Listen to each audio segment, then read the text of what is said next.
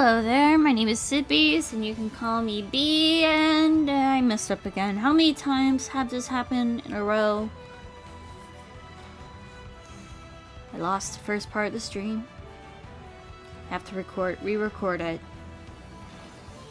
So yay! I don't get any of my original reactions.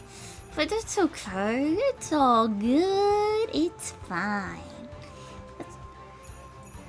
So, hello. Feels like it's been forever. I haven't streamed on my channel in a hot second. I'll have to do that again soon. It's just a lot's been going on. But yeah, let's go. Castle Town. Because we're going for Genjuro.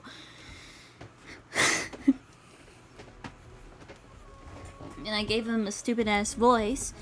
And I said at the end of Kunitaka's route, because I had to re-record that one, it's like, you'll understand why I gave him such a stupid voice. And looky there. I don't have the video anymore. I don't have the VOD. I need to make a fucking VOD channel or whatever. I don't know.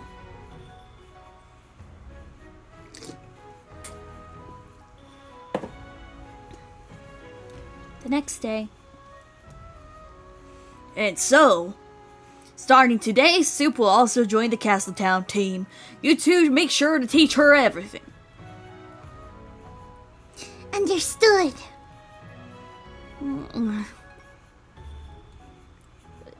It didn't have, like, asterisks or anything, so I'm thinking he just literally said, yawn.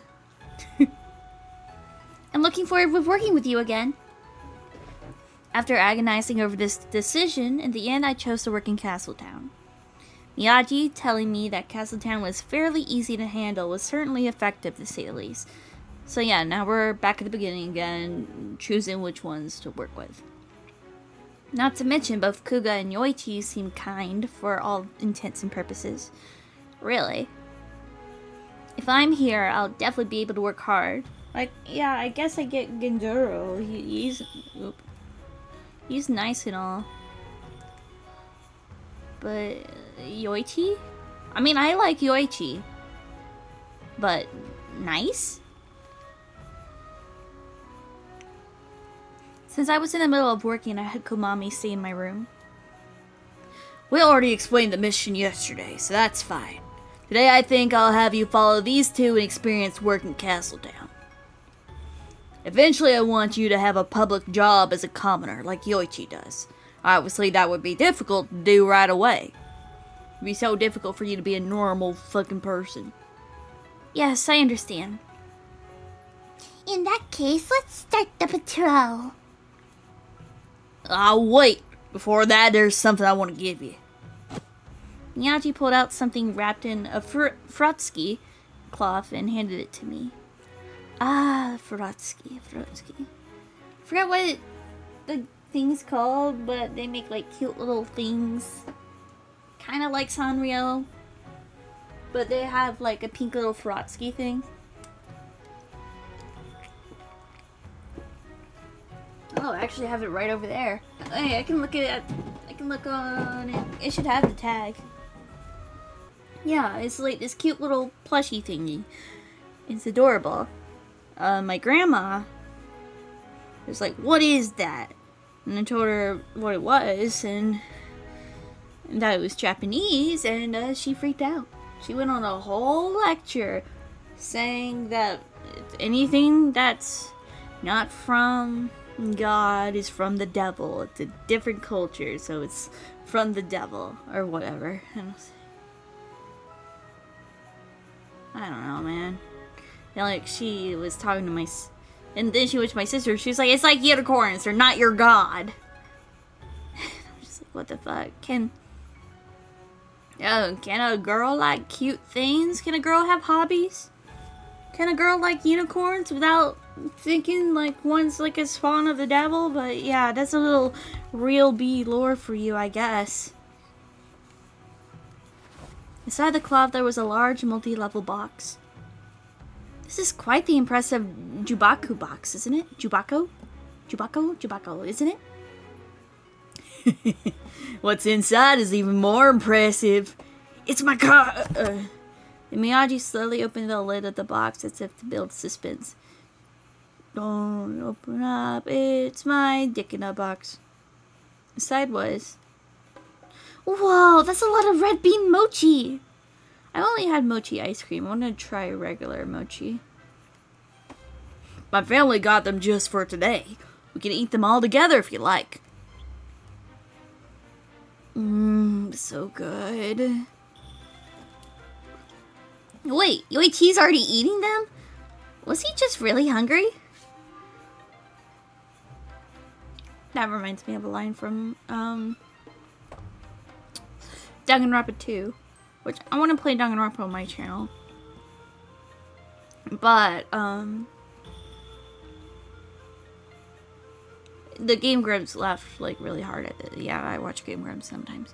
But Hajime, I'm already eaten, and they started laughing for whatever. I don't know. That's just what it makes me. Check it out, I'm already eaten. Thank you very much. I'll also accept one. I took a single mochi from the juwako and quietly placed it into my mouth.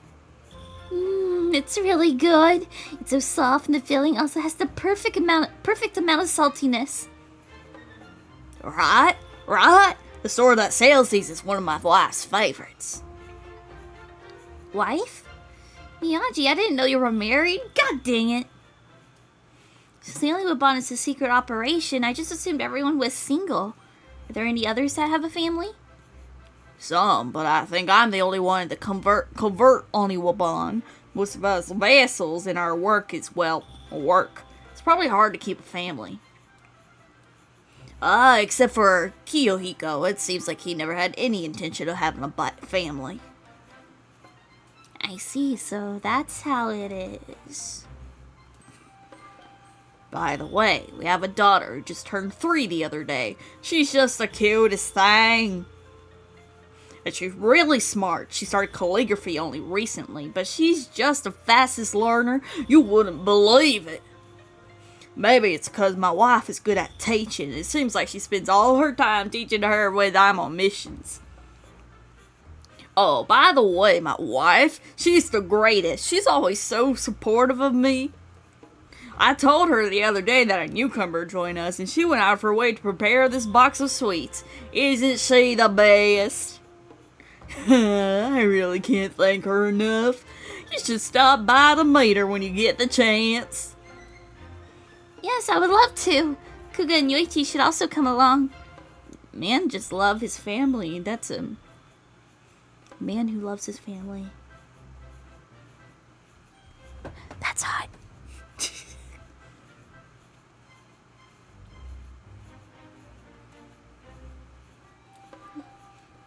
No, he just yaps. Is something wrong? You two are looking really empty, like a vessel. We hear Lord Miyagi's brag about his wife every day. It's not really something worth reacting to. Every day, you say? Yeah, every... Oh, oops, the wrong person. Yeah, every day. So anyway, you see my wife is an absolute... He's so fucking talking about... Absolute stunner. She has a straight nose, and her side profile is just beautiful. My daughter looks just like her, so it's like she's already perfect. Or rather, it's like she's all the world's mirror... Oh, his voice makes me on. She's like all the world's miracles condensed. I don't know how you keep this up. Mitsuhige. Genjuro, I want to eat more red bean mochi. Be a gent and pass me that later. Yeah, in any case, this is quite a lot.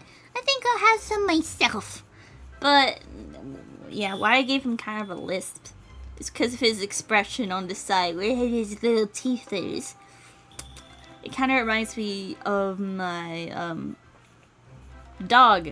My dog. Well, he's still my dog, but he passed recently. But he always had his little teethers out. I don't know. It just reminds me of him. Oh, me too. Thank you for the food again. Even during that conversation, Miyagi never stopped talking. While we split the red bean mochi amongst us three, we continued to listen to his boasting.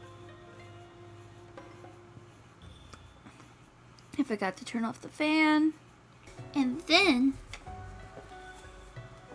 it wasn't until after a quarter to the next bell that we were able to leave. We're finally free.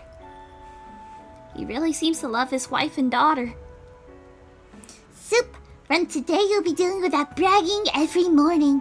You best prepare yourself. Really?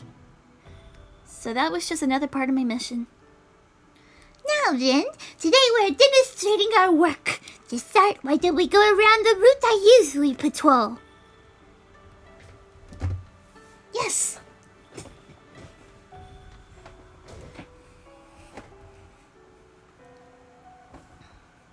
Hey, do I have to go with...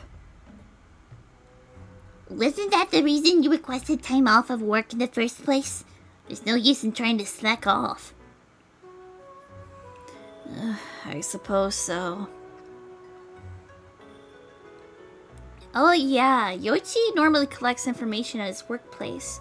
Did he make time just for me today? After that interaction, Kuga continued guiding us to the main street. Shops and restaurants, as well as temple schools. I technically walked here alone yesterday, but seeing the same scene in the early hours had a different effect. When I am patrol, I always do one round of the entirety of Castletown, starting from the main street. It's my job to solve any fights or conflicts during that time. You don't want people's negative emotions to summon Blightford. Yes, not to do. When you do this, you can easily observe people's movements. See for yourself. I'm so sorry for friends of Genjuro that I gave him this voice. You're right. I turned around on the spot to look at my surroundings and found that I was able to clearly identify the lifestyles of everyone around me. If I focused my ears, I could also listen in on their conversations. If they were saying something ominous, I would notice immediately. Of course, people also take notice of you, so long as you're walking around like this. Yo, if it isn't Yen! See her with a cute girl today. I thought you were gay. As if to prove Kuga's explanation correct. Not like there's anything wrong with that. The old man cleaning beside us walked over to him while smiling. She's my acquaintance's daughter. I was just in the middle of showing her around. Huh? That means you just arrived in Edo. You should stop by my store. If you have the time, a fashionable comb came in just the other day.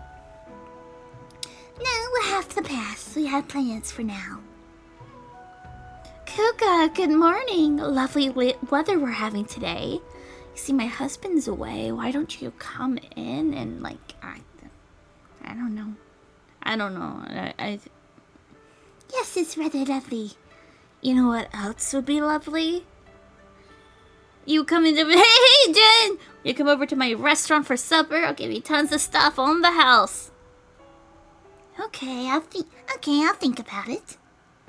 Though we only stopped for a short while, one by one, townsfolk continued to talk with Kuga. Kuga sure is popular around here. But what's Yoichi doing? He hasn't said anything in a while. I turned around and was... such intense music for, like, fucking Yoichi wandering off. Yoichi, who had been behind us until just now, has suddenly vanished. Kuga, Yoichi isn't here! What? Did we get separated from him? It's definitely possible with this crowd. We have to hurry and find him. No, wait. I tried to hurriedly return back down to the path we came, but for some reason Kuga stopped me with his arm. I like this sound, though. Kuga, what's wrong? Yuchi's right over there. Dumbass. Dumbass. When I looked where Kuga was pointing, I saw Yoichi standing in front of a small stall. That's a tempura stall. Lady, this is real delicious. Thank you. There's still plenty more. So eat as much as you like, dear. This one here is one of my masterpieces. Then I'll have that one too. And then Yoichi started eating tempura as the old lady handed it to him. Oh, old lady. The tempura were skewered and fried. After shoving it into a deep jar of sauce, he would place it in his mouth. The speed of his eating knew no bounds. Wait, he's still eating? Chicken Adam's still eating, even though he just ate a bunch of red bean mochi earlier? Yoichi eats like a horse. Am I seeing things? His eye was frozen from sheer shock. Kuga briskly walked towards Yoichi. Yoichi, we're in the middle of a mission right now. What are you doing? I'm eating tempura. Yes. I can see that! My, don't be so angry at him. It's only because I kept handing it to him. But is he even paying? Oh, that's fine. It's always so nice to see him eat. The way he chews with his cheeks full is just adorable.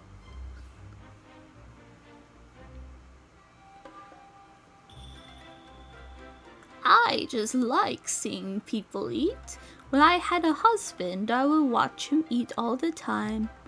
And that made me happier than it should have probably have. I don't know. Oh yeah, eat that tempura. Hell yeah. Although while the lady was defending him, Yoichi quietly continued eating tempura. Though he was expressionless, I assumed it made the lady happy to see someone eating her food with such enthusiasm. I guess it's like giving food to fish in a pond. It does look delicious. It smells good too, but what does tempura taste like? What? Is there something on my what? Is there something on my face? So sorry, it's my first time seeing tempura. Wait, you never eaten tempura before? Yeah. There wasn't any food like this back in my hometown. You know, while we were conversing, Yoichi did not stop eating tempura. I could hear the light, crisp noises of the fried batter from where I was standing. Oh, it really looks good. Do you want me to buy you some? What? You want to eat it, right? I can see that much just by watching you. And I'm always watching you. But we're in the middle of a mission right now. I could say the same for Yoichi. There's no reason for you to hold back. Saying that, Kuga took his wallet out of his pocket. What should I do?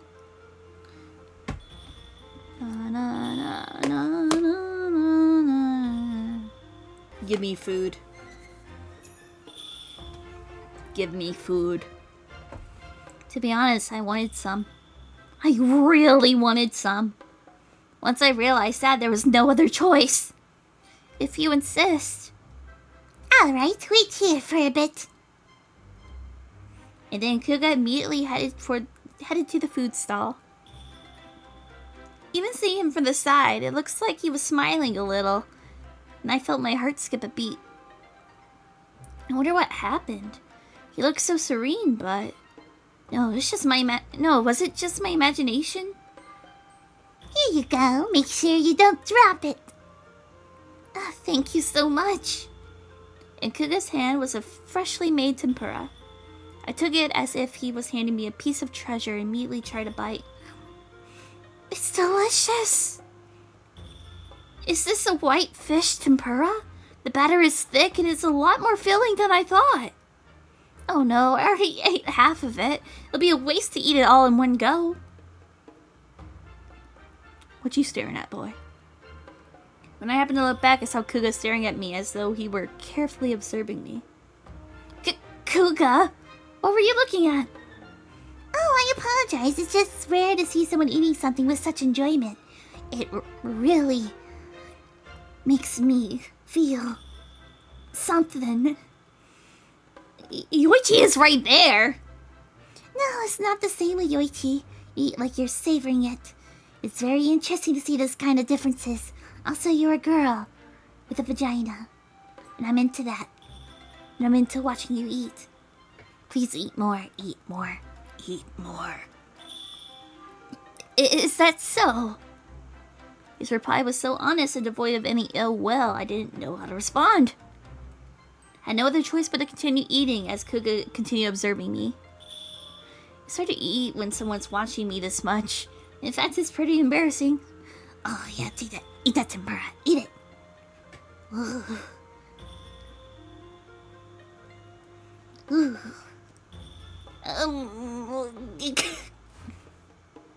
Hey, don't use me as a shield. Soup! Why are you hiding behind Yoichi? Why can't I watch you eat? Let me stare at you. It's obviously your fault, Genjuro. Obviously, even you can understand what just happened.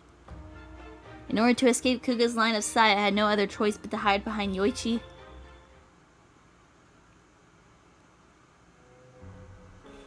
After that, we met with a certain person in a traditional-looking brewery. Long time no see, Lord Yanagi. Oh, if it isn't Lord Genjuro. It's been a while. Yoichi, good work on your Oniwabon mission. No prob. Well, I didn't do anything, though. He was broad-shouldered and talking to Kuga and Yoichi on common standing.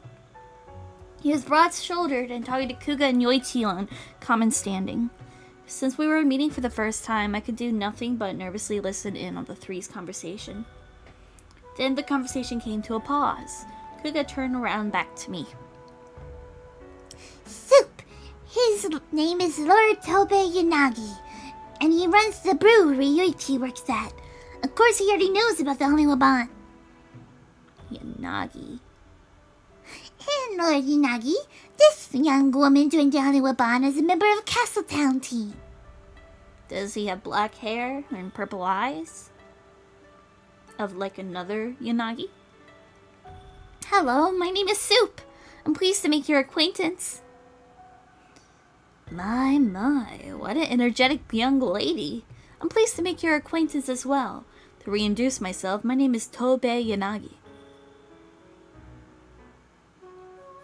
Apologies for the impolite question, but are you not a vessel, yes? No, I'm a normal person, in a way. I'm just a little quirked up. I see. It may be difficult to face off against the Blindfall for a human. Be sure not to push yourself too much. It seemed that Yanagi was a very kind person, as he seemed worried about me from the bottom of his heart. The threads on his neck and his expression proved that he was being genuine. By the way, if you're going to work in Castletown, will you be disguising yourself as a commoner? Yes, but we still haven't decided on the specifics. We're planning to decide on what her cover job will be once we assess her aptitudes. I see. In that case, if you're unable to find a nice place to work, please feel free to come to my store. I always make sure to have extra openings just for this kind of occasion. I can welcome you whenever you like. Are you sure? You already have Yoichi. Taking it one is the same as taking two. There is such the coordination of missions to consider, so it'll be up to you. That's true. If I come here, that means two people will be stationed at the same store. In some cases, it would be more effective. On the other hand, it might be less efficient if our sources overlapped.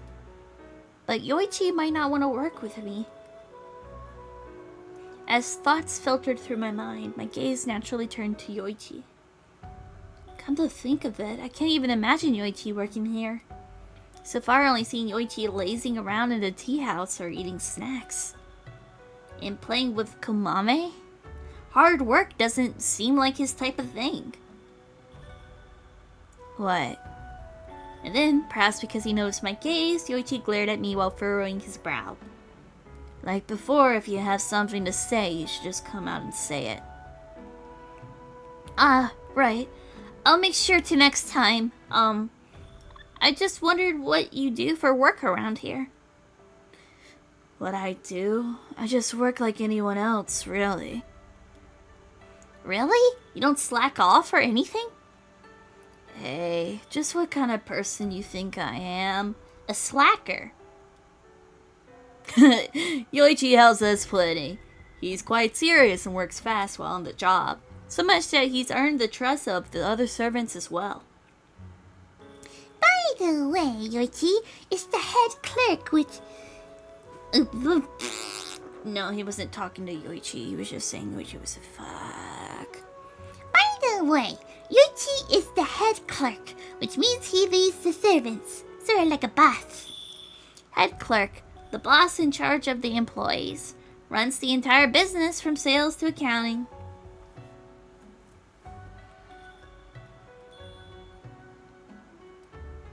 The boss of the servants?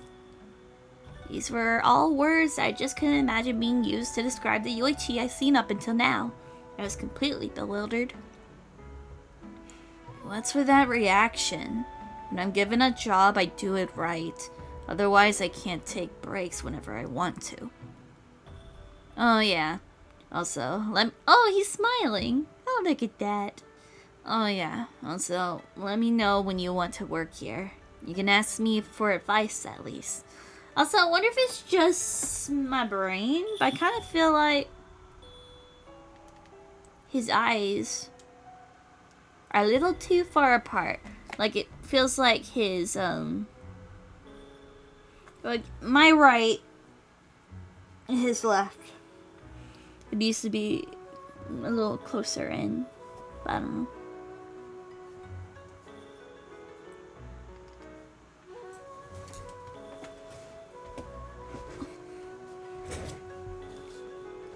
Did I already read it? Oh, no, I just got distracted by smiling. Yeah. Also, let me know when you want to work here. You can ask me for advice, at least. Oops. Okay. Thank you. I'm counting on you, Yoichi. Roger that. I'm good at bossing people around, so I got no problems with that. This is... Could he be angry? Because I assumed he was lazy? Yoichi's uncharacteristically gentle smile and ominous wording sent a small shiver down my spine. After we left Yanagi Brewery, we returned to our patrol of Castletown. But no matter where we looked, we didn't discover any obvious abnormalities. Even the town's emotional imprints were unchanged compared to when I saw them the other day. That's surprising. Edo is more peaceful than I expected.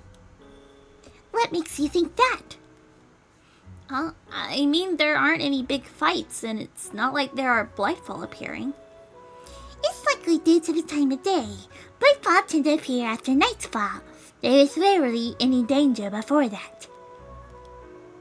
However, stamping out any conflicts where the sun is up will ultimately make things easier in the event of a Blightfall does appear. Is it because those conflicts can cause the appearance of a Blightfall? That's right! It's why we should continue to be on our guard, even now. I see. Oh, Miharu. Oh, Soup! Is that you? As Kuga was teaching me a variety of things while walking, we encountered Mimi in front of the tea house. Judging by the broom in her hand, it looked like she was sweeping in front of the store. Mimi, you had work today? That's right. As the tea house poster girl, I try to appear in the store as often as I can. Hello, Kuga and Yoichi. Since you're here, care to stop by for tea at our store? No, we have plans for today, so we'll have to decline. Oh my, is that so? That's too bad. So you're acquaintances with Miharu, huh? Yeah, actually there was a time we used to live together. I happened to run into her yesterday. You're acting surprised. But what's the story behind you two? Soup, how do you know Kuga and Yoichi? Shoot, how do I explain our relationship? Unlike Yanagi, Mimi isn't affiliated with the Oniwaban, so there's no way I can tell her the truth. I just happened to know her. It seems she was looking for work in Castletown, so I was giving her advice. Yes, that's exactly it. Kuga's as reliable as ever. What a lifesaver. My, is that so? It's true you'll have to find work to make a living. Have you found anywhere nice? Our best option so far is the place where I work. Huh? Oh no. I remembered our conversation at Yanagi Brewery and accidentally exclaimed. Luckily, it seemed as though Mimi hadn't heard it. Yoichi stared at me to make sure that I wouldn't say any more than I already had. Ah, Yanagi Brewery. That's a good place. Yoichi, if she ends up working at Yanagi Brewery, please look after her. She tends to push herself quite a bit. Oh, you don't say. I'm fine. I matured a lot since when we lived together. That's true too. But if Kuga is with you, I can relax. If it's not Yanagi Brewery, I'm sure he'll introduce you to a good workplace. I hope you'll find a place that suits you. Yeah, thanks. I'll do my best to look for one. It seemed that Kuga and Yoichi were also fairly close with Mimi, who was a resident of Castletown. The other interactions, I could see how they acted as an Oniwaban, and I couldn't help but admire them. I'm glad you're enthusiastic about it, but make sure you don't stay out late, okay? How come? I've heard there's been a few cases of street slashers at night. Recently. Apparently they go around cutting people's hair, and there's already 5 victims. A name like street slasher? Yeah, it's part of your identity and stuff. It sucks, but like when you say it's like a street slasher, I think it's like a murderer or some shit. Or a sin. What? A street slasher? What's the point of cutting hair? That's the thing. We don't know. It's so creepy. There are rumors that the culprit is a yokai called the Kamakiri. Kamikiri, a yokai who chops off people's hair without warning. Fair enough. But does a yokai like that even exist? Hey, Miharu, come here for a second. Alright. Anyway, I'll see you later. I accidentally ended the recording.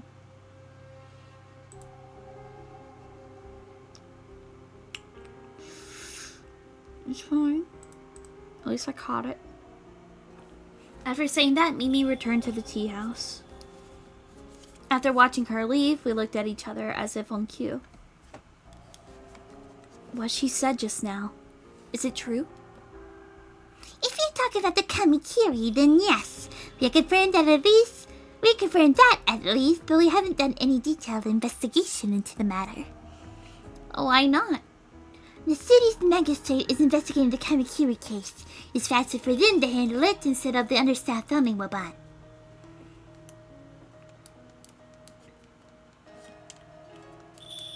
Kamikiri case. A case where female passerbys had their hair cut off night after night. There were frequent occurrences in Castletown, and all of the victims were women. The perpetrator is still unknown. If my father were involved, it's a different story. But in the current situation, I'm afraid there's nothing we can do. Well, we also don't know if the city commissioner is properly investigating it. Rumor has it that none of the victims have been able to identify the Kamikiri either. Is that so? Anyway, shouldn't we head back? Lightfall will start appearing any minute now. Just as Yoichi pointed out, I looked at the sky and saw that the sun had already begun setting.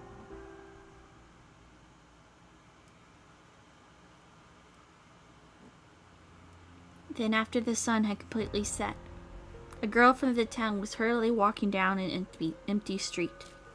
Ugh, it's so late. I should get home quickly. The girl's head was full of many things she would have to do after she returned home. First, she would put away what she bought. Then she would have to make dinner for her waiting family.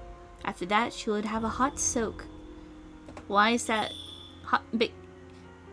Yeah, why does it have to be a glossary thing? What is a hot soak? In that moment, something strange happened. As her thoughts weighed on her, her head started feeling particularly heavy. Almost as if someone was pressing down on her head. Or as if someone was lying on top of her. It was that sort of sensation. What? The girl, thinking it was strange, forcefully tried to push the weight away. Then... Huh? Something fluttered in front of the girl's eyes. Hair. When her free hand shot up to her head, she could tell that her tied hair had been hacked off. What? No way. How could this... Unable to contain her disbelief, the girl quickly spun around. And then, standing there... Ah!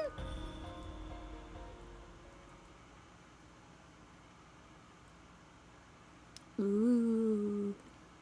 The next day... John!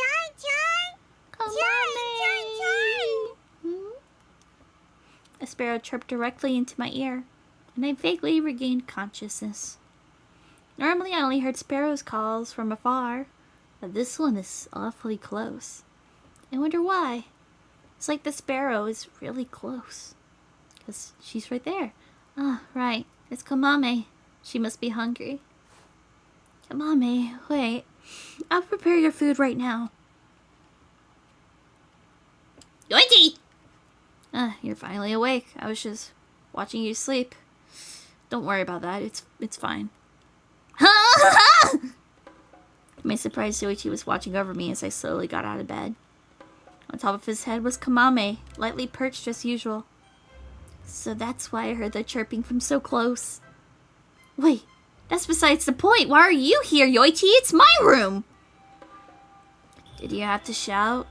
We were called into a meeting, so I just came here to get you. Really? Why didn't you wake me up instead of watching me? Creep. I tried, but you didn't wake up at all, so I gave up. So just stared at you. Stare. Wait a second. You just gave up?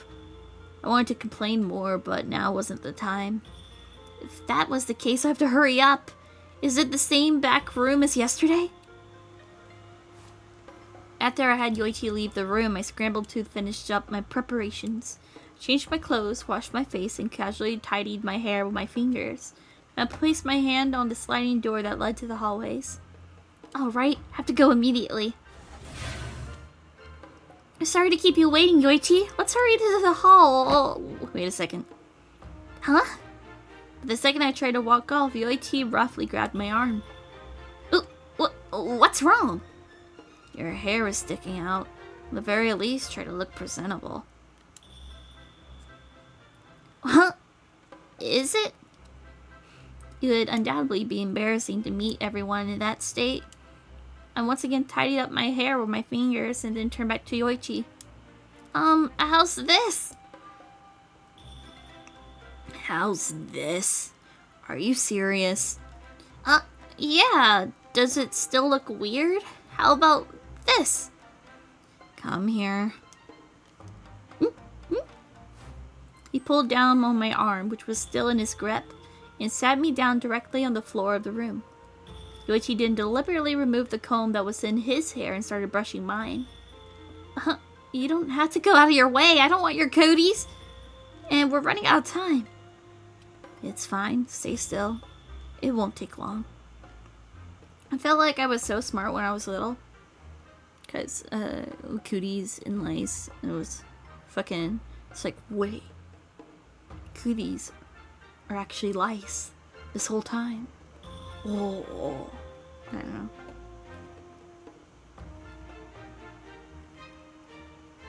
Yoichi ignored my objections to continue to run the comb over my hair over and over. Unlike his usual careless attitude, his hands were incredibly gentle. This feels a little nice. Though there were some snags at first, my hair gradually became smoother and as he carefully brushed through it. All the while, Yoichi had a serious expression on his face. Now that I think about it, this might be the first time a man has touched my hair. What should I do? I'm becoming a little nervous. No, don't overthink it.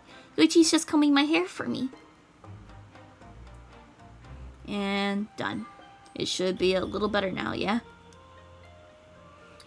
Thank you. While I was still perplexed, it seemed he finished his work. When I checked in the mirror that was next to me, I saw a reflection of myself with glossy, well-groomed hair. Whoa, this is amazing! It's way prettier than when I do it myself. Satisfied? Of course! Thank you! You're so good with your hands! Damn straight I am. I'm not that good, you're just clumsy. Now come on, let's hurry and go. Did Yoichi smile just now? His unexpected expression, which disappeared as fast as it appeared, made my heart throb.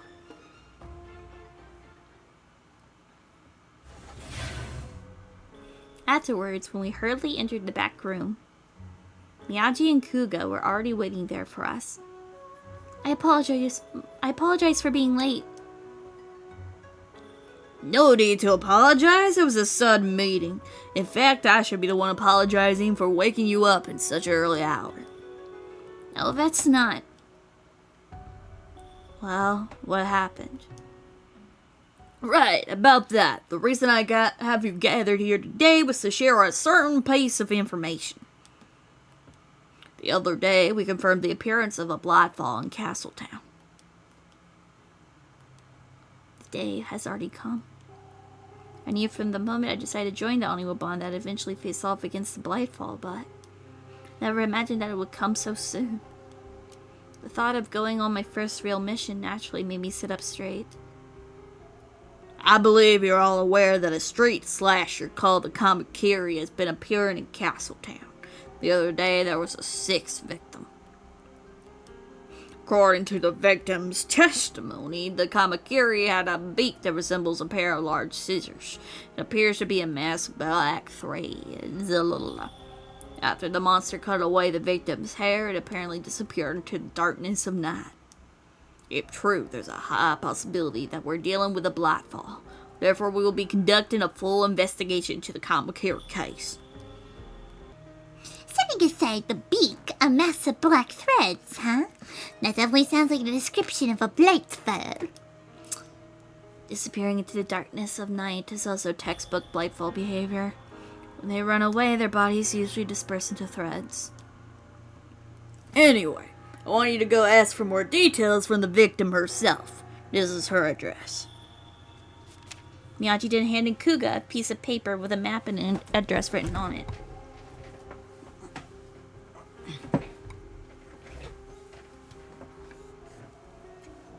At this point in time, we don't know if the Kamakiri is a natural occurrence or a transformed human. I want you to proceed carefully with your investigation. So far it only cut hair, but there's no telling if or when its attacks could intensify and start posing a danger to people's lives. So, everyone, I'm counting on you. Firmly nodded at Miyagi's words and departed from the Oniwabon base together.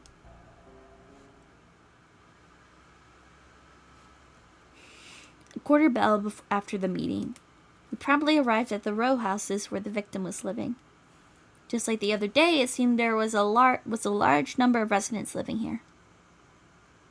Women doing the laundry, children carrying study supplies and entering the temple school. Without question, nothing seemed out of the ordinary when it came to daily life. According to the documents, this seems to be the place. Kuga pointed at a single room at the back of the row house. From the front, it didn't look particularly strange. Though there were some emotional imprints nesting there, it didn't seem much different from anywhere else. To put it bluntly, it was a perfectly normal row house. I apologize for disturbing your rest, but we have a few questions. Would you mind speaking with us? Right away, Kuga tried calling across the door. However, not only did no one answer, we didn't hear a single peep from the inside. Is she not home? Shh, be quiet. Come in. Though it was a little delayed, we heard a reedy voice from the inside of the row house. Kuga looked back as if to confirm we were ready before he reached out for the door. I apologize for my appearance. What do you want to talk about? Once we entered, a woman sitting in front of a brazier sluggishly greeted us. It was obvious that she was the Kamakiri's victim. Her hair had been cut roughly around her shoulders. At that length, she can't even tie it up. You can just cut it. It can be cute. I mean, my avatar's hair is brown at the shoulders. I heard that you were attacked by a street slasher the other day. I'd like to hear more details about that night. Huh? If it's about that, then I already discussed it with the city commissioners people. We need to confirm some things, so I just want to go over your story again. I apologize for asking when you're not feeling well, but could you please? I understand. Seeing as she knew Kuga was a samurai, so she easily accepted his request. After she readjusted herself into the Seiza position, the woman looked around as if she was trying to recall her own memories. I was attacked when I was walking down an alleyway in Castletown. It was pitch black around me. There wasn't any other pedestrians. So I went to hurry up and return home, but suddenly I felt a strange weight on my head. I don't know what it was. Just that it felt like something was leaning down on me. The moment I tried to move it away, I heard the sound of something being cut from behind me. My hair had been cut. I lost my composure, and when I turned around in surprise, there was... At that point of the story, the woman clammed up. There was sweat beading on her brow, and from the look of her deep blue threads, it seemed that she was remembering the horror of the incident. Is she alright? What was there? Sorry, I'll see it now. At Kuga's prompting, the woman continued speaking, all while her lips quivered. There was a monster there. I couldn't see it clearly, but its whole body was pure black and made of hair. It was like hair-thin threads had gathered together. Hey, question. How were you able to see what the monster looked like? The other victims apparently weren't able to see the monster at all. I think it was because of the scissors. The monster's beak looked like a pair of scissors and it was shining in the moonlight. So that's why I was barely able to make it out. I see. And then what happened after? The monster disappeared immediately. It was holding the hair it took from me, like it was satisfied. And then... Are you alright? I'm sorry. For some reason I've been feeling unwell ever since. I haven't been sleeping well either.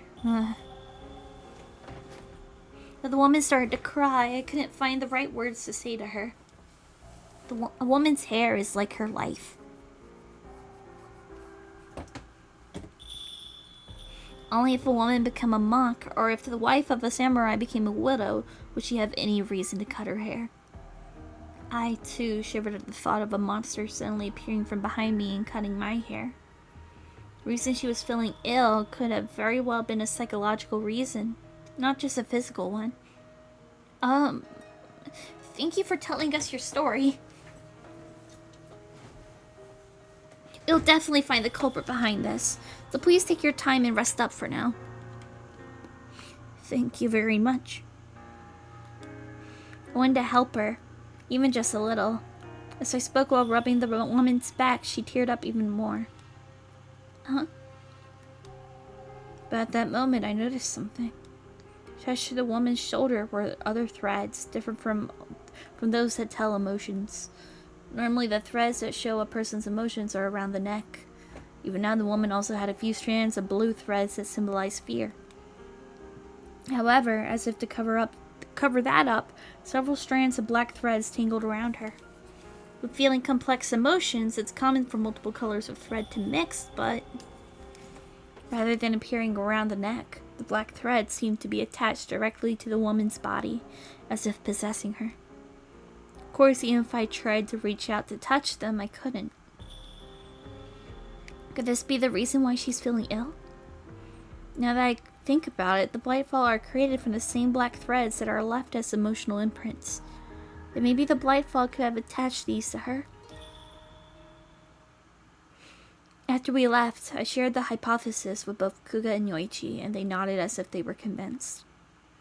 It's common for those victimized by the Blightfall to be influenced by them. We cannot deny the plausibility of your theory. But are those threads really the Blightfall? Can you really tell the difference? That's true. Yoichi's right. It's not like I can tell from just the threads. Come to think of it, when the Blightfall appeared in my village, I remember seeing the black threads coming out of the villagers themselves. Just like with them, it was entirely possible that the woman herself was creating the black threads. Though when I saw it in the village, the threads immediately separated from their necks as a single mass. If she's the one making them, it'd be weird for the threads to continue clinging onto her like that. Hey, you still with us? Sorry, there was just something I was concerned about. What exactly are you concerned about? I'm still not quite sure myself. Not sure? Why? Yoichi, drop it for now. She's her own thinking to do. Pressuring her won't help. For now, let's head to the next site. We might find some new leads. Right. I should tell everyone about the threads once I've properly collected my thoughts. Anyway, I have to do what I can, for her sake. Witnessing the victim's sorrow directly had instilled a sense of further determination within me. However, the moment I set foot into the scene of the crime, a scream tore its way out of my mouth. There were an unprecedented number of emotional imprints swirling about. Of course, because news of the incidents had spread, there was no sign of people around us. What's wrong? I apologize. There's just a lot of emotional imprints. I see. Right, you can see malice imprinted to this place in the form of threads. Yes, there are clearly more threads here than anywhere else. As I reported that, I steeled my mind and tried to shove my hand into a lump of emotional imprints. And then I immediately pulled my hand out, but like I expected, I can't touch these either. Just like I can't touch the threads on people's necks. I wonder, when emotional imprints separate from the body, do they just stick where they land? In that case, the emotional imprint on the victim is also something that's attached to her, either from the Blightfall or the victim herself. So, when does those emotional imprints usually appear, anyway? For I knew it, Yoichi was standing next to me while I was deep in thought. Though I was distracted by his observing gaze, I thought about how I should answer. When someone's negative emotions become too much to bear, I think, they probably appear under those conditions for both humans and Blightfall. But if there are this many emotional imprints, it must have been absolutely terrifying for her. When I think about it that way, I feel really sorry. Okay, then this is definitely the scene of the crime. Huh? Genjuro, Oh. Yes, I'm Genjuro. I can say my name. Genjuro, if that's the case, the Kamakiri is most likely a Blightfall, like we thought earlier, right? Yeah, based on the information so far, I say it's almost definitely. If only there were traces of the blade fall somewhere. Soup! There should be some traces only you can see. Please investigate carefully. I might come back to this one later. Hello, it's definitely not another day. Most definitely not. Okay. Soup! There should be some traces only you can see. Please investigate carefully. I got my I'm planning on streaming again sometime soon, so I tried to make my OBS like presentable, like my Streamlabs. So let's go. Next time I'm trying to switch to OBS instead of Streamlabs for streaming.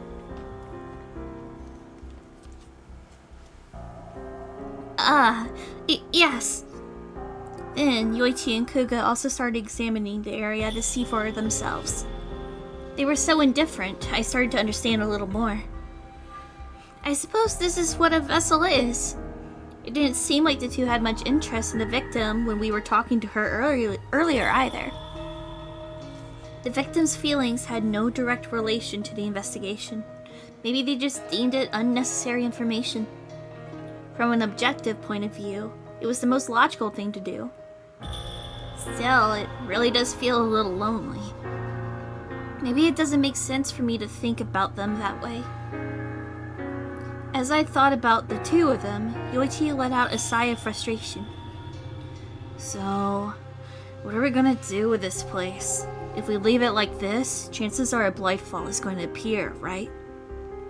Oh yes, there's that problem too. Huh? Why would Blightfall appear? Normally, Blightfall are born from places where negative energy accumulates.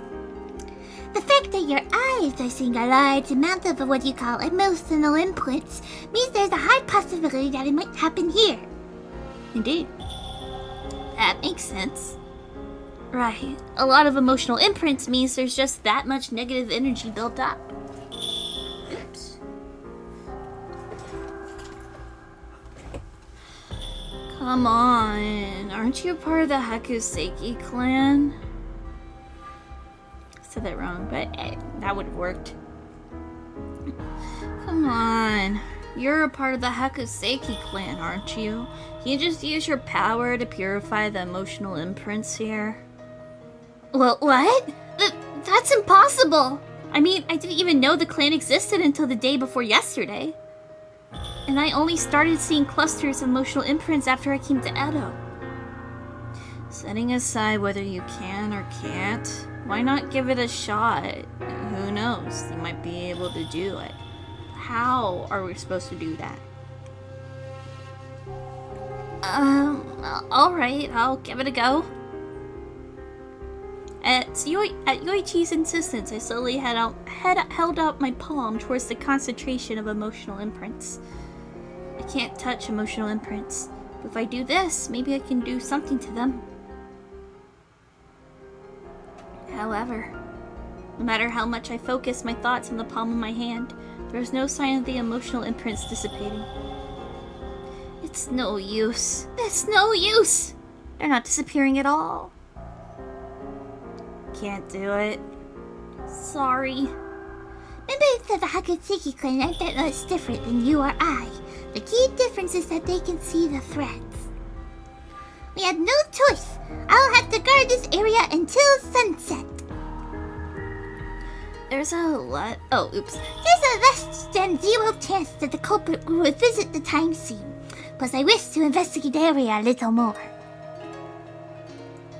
I'll go talk to the other victims then. We received the documents from the city commissioner. We still need to check in with the victims directly, right? Ah, right. I appreciate it. Then I guess we'll reconvene back at the base. What you'll do? Me? Yeah, are you staying here with Genjuro or are you coming with me? I'm fine with whatever. Ah, right, maybe it would be better to stay at the scene. The area around here hasn't been fully investigated yet. And if I'm here, I might be able to help in the event that a Blightfall appears. When I reached that conclusion, I raised my hand high in the air. I'll stay here. So it kind of sounded like they were like setting up a choice. However, after an hour of carefully and meticulously examining the crime scene, there aren't really any clues. Right, it seems that way. The area simply had a lot of emotional imprints, and there wasn't much else aside from that. I thought that we could find something connected to the culprit, but it seems that our task ended in a complete failure. But now we know there's nothing here. That alone is enough. Building up small amounts of information is important in solving cases like this. It would do well for you to remember that. I will. Now then, all this stuff is to keep watch so that the Kami Kyrie or other Blightfall don't appear from the shadows. It's a Blightfall! No, it's his stomach. But then, as if to interrupt Kuga's words, a pitiful sound echoed throughout the scene. That sound was... I get to watch you eat again? Let's go! It was probably the chirping of a small bird. There's sure a lot of wildlife in Edo.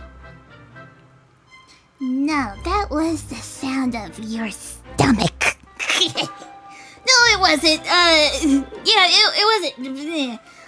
Why are you hiding the truth? I undoubtedly heard that sound coming from you. What do you think I'm hiding at, you creep? I'm kidding. That could be true, but that doesn't mean it was my stomach. I have reason to believe it was. Based on how you acted this morning, you haven't eaten breakfast, have you? This stands to reason that you'll be hungry. I've been paying attention very closely to your eating habits. There wasn't a hint of thoughtfulness behind those words. His blunt statement had completely shut down any chance of an argument. What? Why do you want to hide the fact that you're hungry? It happens to everyone. Here, I have rice balls. It's around lunchtime now. Feel free to eat it. Kuga took out wrappings from his things, and inside were 2 pure white rice balls. He handed them to me. Are you sure? I mean, these are your lunch, right? It's fine. One is enough for me. And as they say, an army marches on its stomach. Well, I suppose. I apologize. Thank you so much. I slowly and cautiously took the rice ball that had been handed to me. The grains of rice were glossy, and they looked incredibly delicious. It definitely wasn't just my hanger. She hangry? My hanger that made it look so appealing. Alright, thank you for the food. He just stared. Look at you eat. It makes me feel things. I'm going to take my meds real quick. I immediately bit into it, and it's so good! The rice ball was, as it appeared, nothing more than rice that had been kneaded together with salt water. But the grains were fluffy even though it was cold. The more I chewed, the more I could taste its faint sweetness.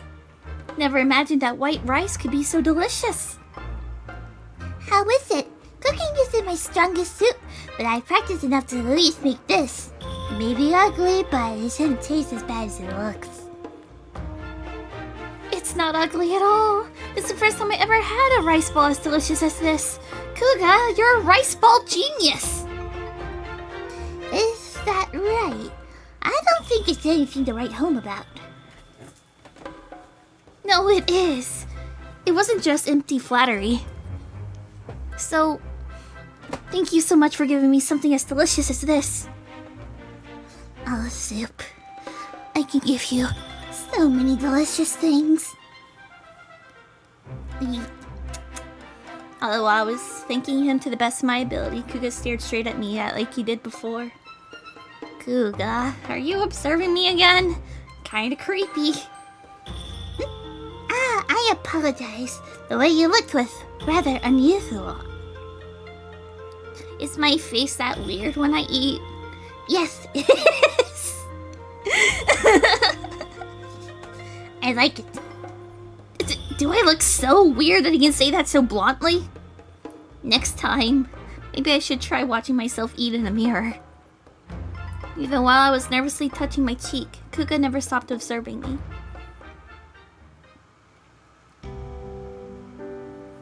As we talked, the two of us finished eating our rice balls. Thank you for the meal. It was really delicious. You're welcome. Now, as a reward, you can eat another kind of balls. Okay, I'm sorry. I see. I'm glad you enjoyed it. But wow, Kuga, you do your own cooking? I thought that servants did that for you. That's because I don't have any servants. I have to take care of things myself. That's rare for a samurai. Isn't it inconvenient? No, I never thought of it that way. Considering my mission with the Oniwaban is actually more flexible to be alone. I see. You must be pretty skilled and meticulous. Your rice balls are proper triangles too. I want to try a rice ball. I gave Kuga my honest opinion, and he lowered his head as if he was thinking about something. Do you know the reason why rice balls are in a triangular shape? Huh? No, I don't know. I expected the conversation to take such a sudden turn. I could do nothing but blink stupidly at the surprising question he asked me. Where's the other one? There it is. Yeah, she's just blink stupidly. She's just like blank. Uh-huh. No idea. Apparently, the rice ball shape is supposed to represent a mountain. Just like how each mountain has its own god, the shape of the rice ball is said to house its own deity. Rice ball deity? Then the rice balls we ate just now also have their own gods? Considering how delicious it was, I couldn't deny the possibility.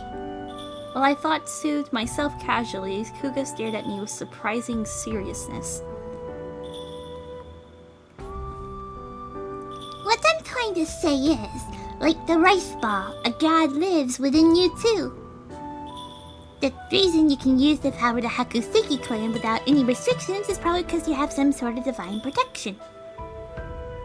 Now that the clan has been destroyed, it's a valuable power that you and you alone possess.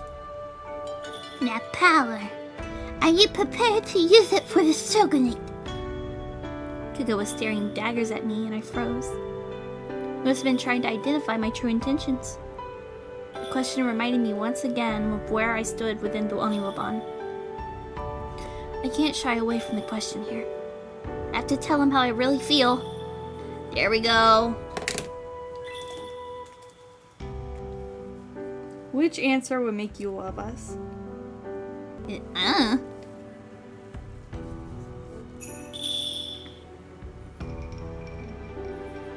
To tell you the truth, I'm actually not certain. As you're already aware, I came all the way to Edo because I received a summons from the shogunate. Not only do I not fully understand the Oniwaban's missions, I don't even know if I can truly be helpful to everyone. But this is where I need to be. I don't think I can tell you I'm prepared with full confidence, but I want to work hard so that one day I'll be able to. That's what I think. I tried to give an answer that was considerate, and Kuga looked as if he was caught off guard. I see. So you do think differently. It seemed that Kuga understood me a little better after hearing my answer. No matter who the other person is, it's important to tell them how you feel, right? Communication is key. I want to build a relationship of trust with everyone in the Oniwaban too. You want a reverse harem? What? After we finished our break, we continued our watch while hidden in the shadows. Being the scene of a crime, it was less popular than usual, but even so, a few people would pass through every once in a while. Yet amongst those people, not a single person possessed black threads. If they're connected to the case, they should have emotional imprints clinging to them like the victim we met earlier. But still, it sure is quiet around here. It must have been around 4.5 bells since the last resident walked past. With nothing to do, I decided to glance to my side. Kuga was staring at the street without so much as a yawn.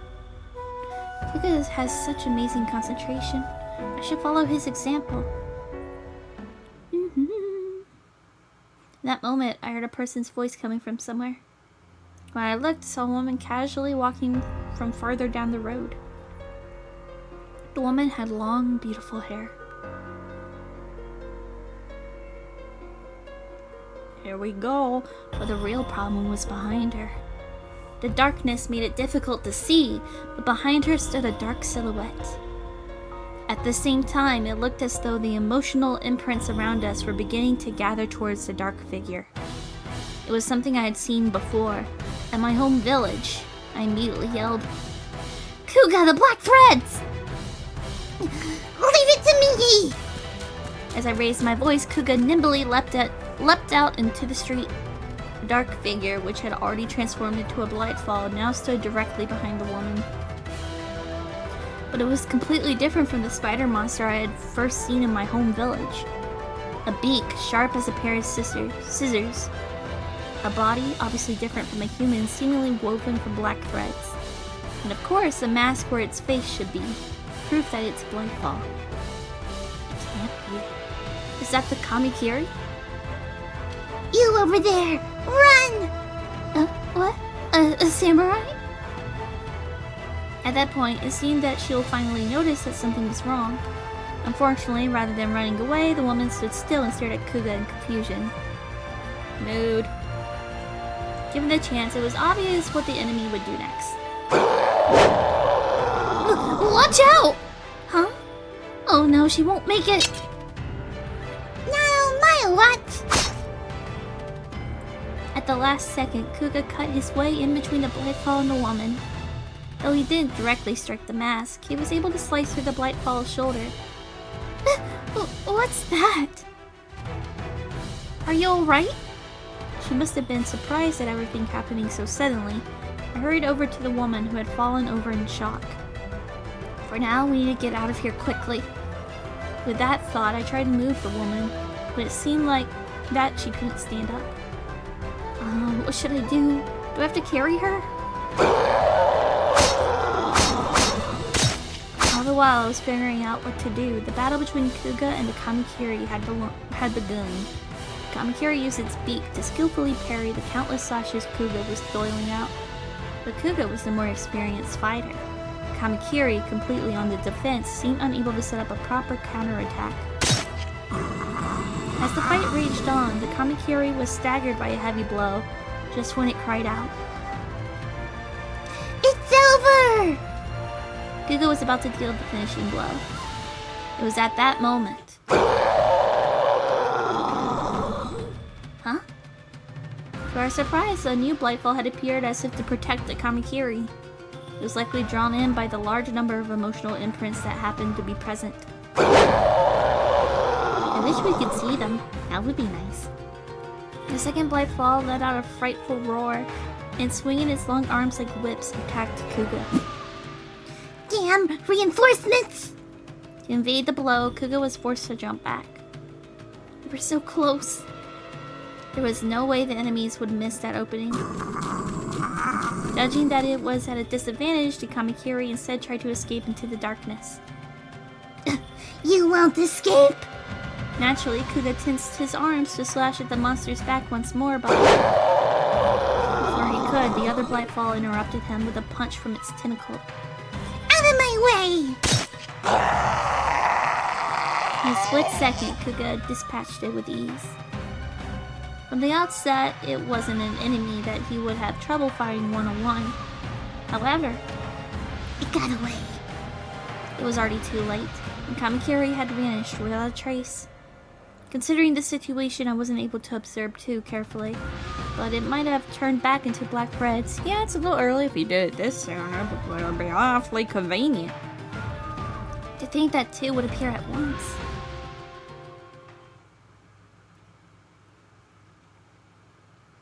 After that, we escorted the woman who had been attacked back to her home. What was that thing?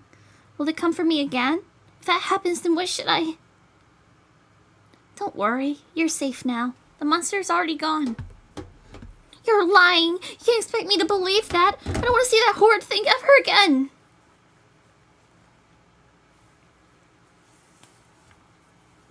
The shock of being attacked by a mysterious monster was more than enough to break the woman's spirit.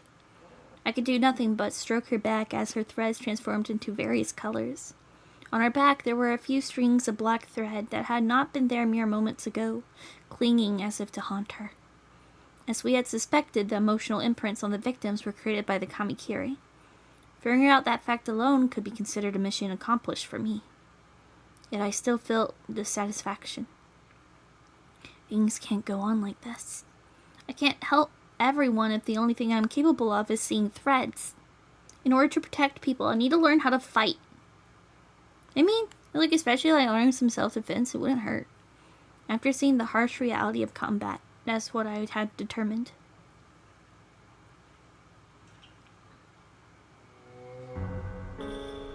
The next day, we talked with each other about the Kamikiri. We reported the incident itself yesterday, but since it was late at night, we saved examining the details for today. Of course, I revealed to everyone that emotional imprints could become attached to people attacked by Blightfall. I fear the Kamakiri may become human that has turned into a Blightfall. If what Soup saw was true, emotional imprints were gathering towards a silhouette, which means it wasn't a Blightfall from the start. So the key to solving this case lies in finding the person that forms the basis of the Kamakiri. It's probably an... It's probably an incel. After hearing Kuga's report, Miyagi summed up the discussion as such. It seemed that neither Kuga nor Yoichi had anything to say, so they nodded in silence. But as for me, even that short summary was full of things I didn't quite understand. Is it common for humans to turn to Blightfall? I had heard about it before, but I didn't think that I would encounter one so soon. No, it's a fairly rare occurrence. Humans don't become a Blightfall unless they're holding on to a severe amount of malice or despair. So, just by nature of being human, a Blightfall... So just by nature of a human... So, just by nature of being a human Blightfall, they become a fairly formidable opponent? That's right. Understand being involved in a case like this so suddenly can be daunting. But I want you to prepare yourself accordingly. His voice makes me yawn. Right. Feeling tired, huh? Makes sense, the Kamakiri was a little different from the usual Blightfall. I need to make sure I don't become dead weight. And by the way, other than humans, can anything else become Blightfall? Like formfolk or animals? I never seen nor heard about that. Formfolk are originally tools, and humans don't have and animals don't have complex emotions. So assume that they can't become Blightfall. The reason why vessels can become Blightfall is because they're more similar to humans, so... Is that so? In my eyes, formfolk are more similar to humans because they also have threads. There must be some sort of key difference that I don't know about. So, can I give my report next? Yes, please go ahead. Yoichi then began taking out documents from his pockets and placing them where we could see. Yesterday, I talked with the 5 previous victims listed in the city commissioner's documents. As a result, we now know that there are 3 commonalities between all of the Kamikiri's victims. First, they're all women. Second, they were attacked at around nightfall. And third, they have long and beautiful hair. When I heard the third commonality, I remembered the victims I had met yesterday. While I couldn't confirm if for the woman whose hair had already been cut, the woman who managed to escape truly did have long and beautiful hair. Outside of those conditions, there were no similarities in race, age, or status. The victims didn't know each other either. So it likely wasn't personal. Exactly. Hearing that, a sudden question arose within me. If race doesn't matter, does that mean it also attacks formfolk? Formfolk are protean, so even if their hair was cut, they'd just turn back to normal, right? custodian. Since a foreign folk's appearance is based on its owner's memories and can be changed at will, injuries can be reversed. Major changes to her appearance takes a lot of energy, so they can't make more changes until they've recovered. And because the cut hair is also just an illusion, I'm pretty sure it would disappear immediately. In regards to the cut hair, you're right, but the body wouldn't be as easy to repair. How come? When foreign folk are attacked by Fightfall, they become weakened and unable to properly use their transformation abilities. That means they're going to be able to regenerate with their hair, and just like yesterday's victim, they would probably fall ill as well. They would? Which means as long as the Kamakiri can harm people with beautiful hair, it doesn't care who it targets. And no relation between the victims. That definitely makes it harder to narrow down the suspect. But wait, this isn't confirmed just yet. Truthfully, I wasn't able to talk to one of the victims because I didn't have enough time yesterday. You can't say anything definitive until we hear from her. There are still other victims? In terms of numbers, I thought this was everyone. They came out later, actually. I'm very proud of them. It wasn't on the city commissioner's documents, but I heard rumors we were out investigating yesterday. In that case, we should go talk to her at once. If we want to figure out the Kamakiri's identity, we need as much information as we can get. Right. I believe leaving that up to you then. It's so fucking windy out there. It's so windy outside. After we said that much, Kuga and Yoichi stood up in order to leave. It seemed that the conversation was already over. Oh no. If they leave, I won't be able to bring up that. Please wait a second. Once I shouted in order to stop everyone, they all turned to look at me. Is everything okay? Though Miyagi was being candid, Kuga and Yoichi simply stared at me emotionlessly. Though I felt unnerved by their coldness, I opened my mouth in order to speak my opinion. There's something I'd like to ask of everyone. I would like to be taught how to fight. The air was thick with mixed emotions after I had summoned the courage to make my request. Everyone looked at each other like they were confused, after which they then each told me how they felt. Why? There's no need for that, I told you before. All you need to do is sit your pretty little butt down and eat. That's right. Besides the eating part, that's weird. Besides, a newbie trying too hard would just slow us down. Your power's one of a kind, so we'd appreciate if you stayed safely in the back. Well, that's true, but I really want to learn how to fight. Please. Once I doubled down on my request, Miyagi tilted his head in confusion. Why are you asking this all of a sudden? Because I let the Kamakiri get away. If I'd been able to fight, even a little bit, we could have exterminated the Kamakiri yesterday. Kuga wasn't able to defeat the Kamakiri that time because enemy reinforcements had appeared. If I was skilled enough to fight the Blightfall, I could have helped take on the reinforcements. And maybe Kuga would have. I'm a member of the Oniwa Bond too, and I want to be helpful to everyone, so please. I lowered my head deeply and told them my request, simply and honestly.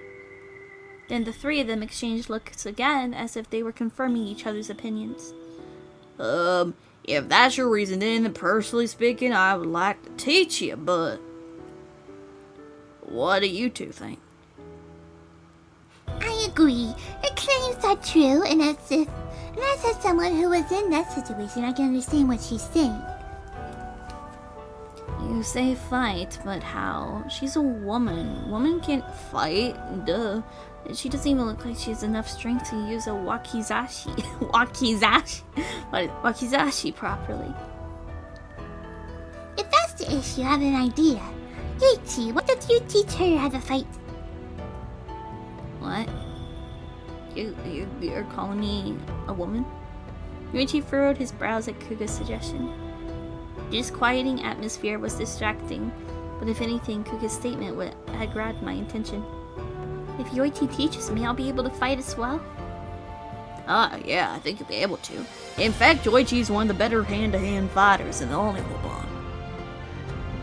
He's especially good at parrying the enemy's attacks or using their power to counter them. Now that I think about it, if you learn his style, you might even stand a fighting chance.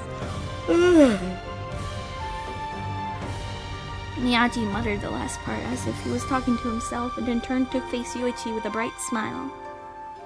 Yoichi, next time you're free, would you mind teaching her? But Yoichi didn't even attempt to answer. Instead, he turned away as if to imply that he didn't hear Miyagi's voice. La la la la la la, I can't hear you. La la la la la la la. Hello, Yoichi. What's the matter, buddy? Yoichi, this is an order from your superior. I'll do it when I feel like it. Responding to Kuga's chiding voice, Yoichi finally answered, which meant, it's decided, right? I'm looking forward to the lessons, Yoichi. All he did was glance at me, refusing to respond. He's really going to be my teacher, right? That's hot. Though I felt a pang of uncertainty from his attitude, I was relieved that the conversation was moving on.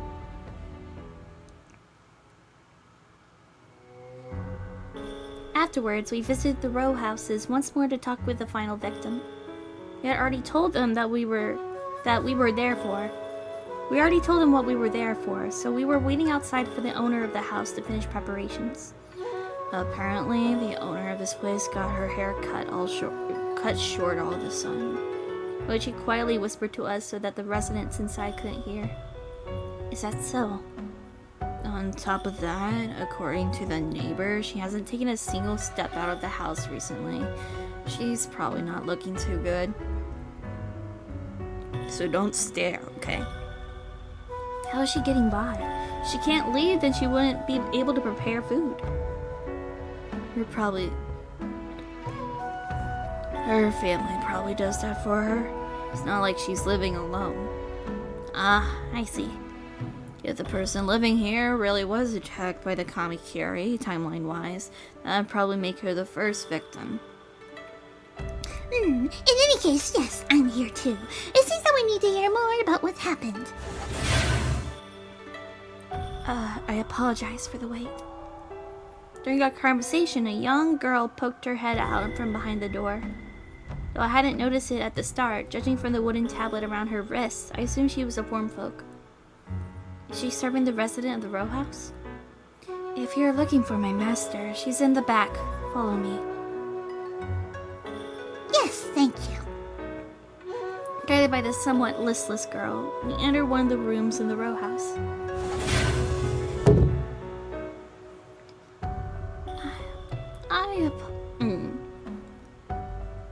I apologize for how I look. I haven't been feeling well lately. There, resting in her bed, was one woman.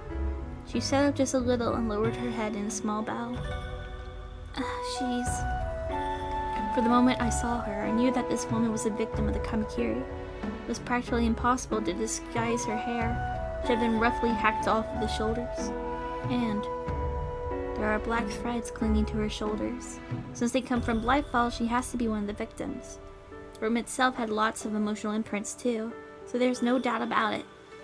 Her surroundings were worse than the first victim we talked with, and I unconsciously shivered. I apologize for visiting while you're ill. My name is Kuga. I was sent to reinvestigate the incident. The two in the back are Yoichi and Soup, who will be helping me today. Ah, yes. Thank you very much for the explanation. Nice to meet you, Mr. Samurai. My name is Otone, and this is my formfolk, Mitsu. Pleasure to meet you. After Otone's introduction, the formfolk standing at her side, Mitsu, also lowered her head in a deep bow. Yes, nice to meet you.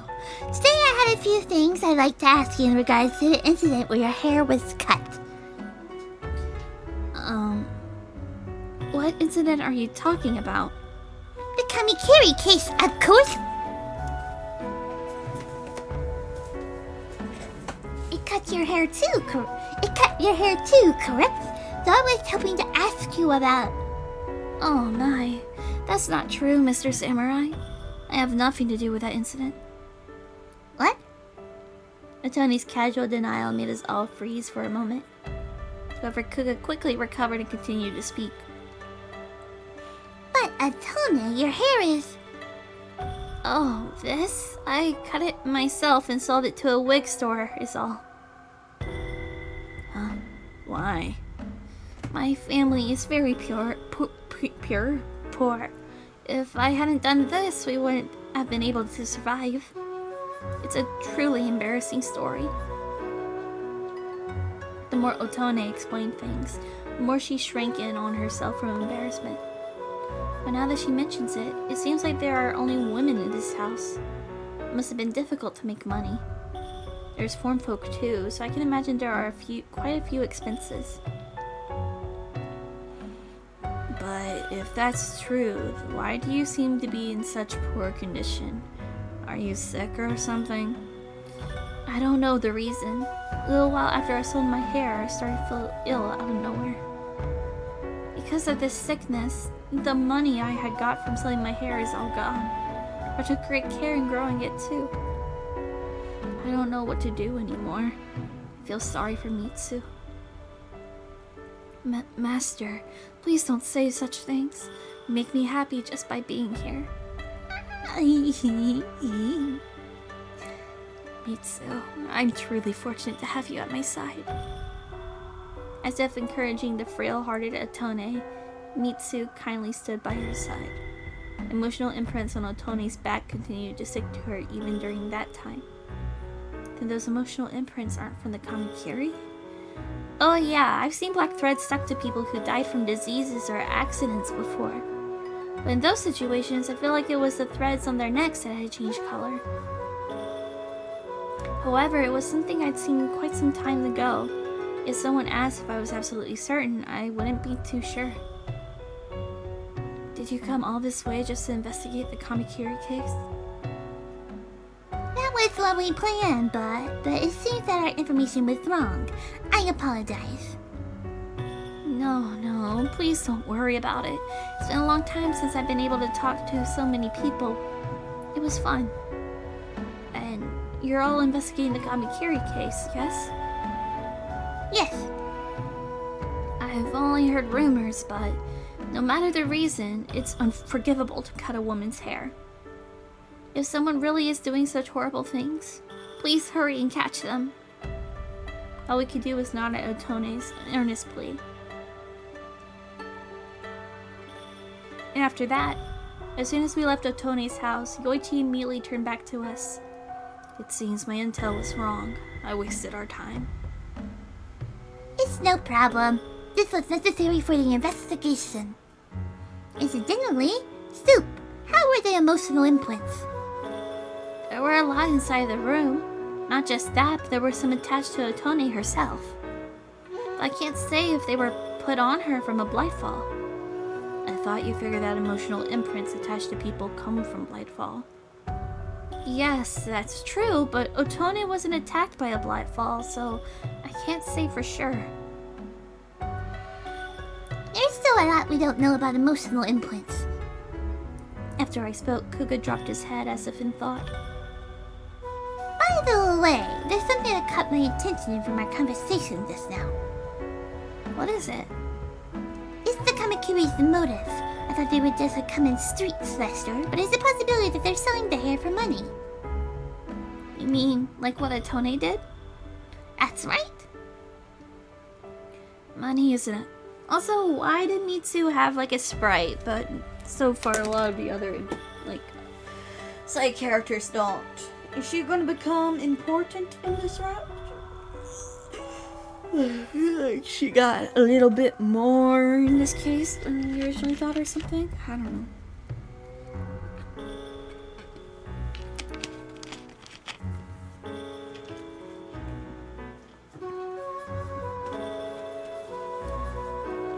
Money is a common motive, but then what's the reason for attacking form folk? You can't collect form folk hair. The only way to tell a form folk and a human apart is their wooden tablet. It's possible the Kamakiri attacked them by accident. Okay, that makes sense. So that's why I think we should go to a wig shop and speak with them next.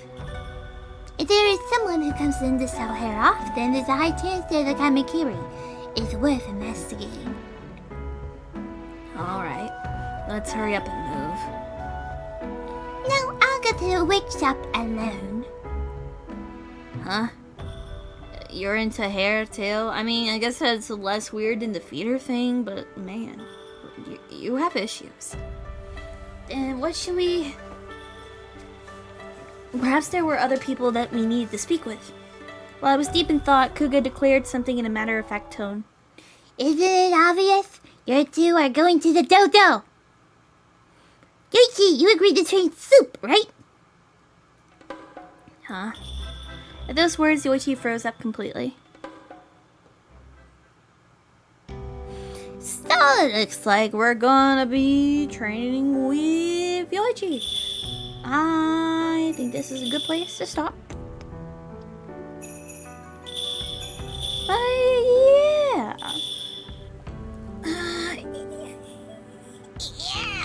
I don't know.